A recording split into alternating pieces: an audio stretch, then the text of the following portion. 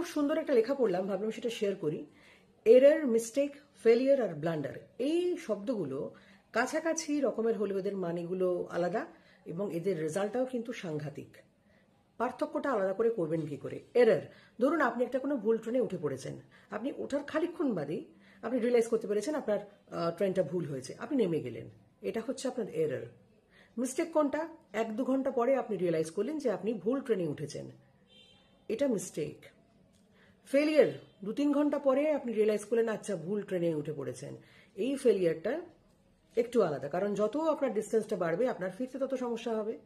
আর blunder কি? আপনি পৌঁছে গেলেন একটা ভুল জায়গায়, আপনি পৌঁছানোর পরে তখন রিয়েলাইজ করেন আচ্ছা আমি ভুল জায়গায় পৌঁছেছি, ততক্ষণে আপনার কিন্তু যা হাত থেকে বেরিয়ে যাবার বেরিয়ে গেছে, এইটা হচ্ছে ব্লান্ডার। সুতরাং মানুষ যখন কাজ করতে শুরু করবে এরর তো হবেই, কোনো সন্দেহ নেই, কিন্তু এররটা যত তাড়াতাড়ি শুধরে নেওয়া যায় তত মঙ্গলজনক।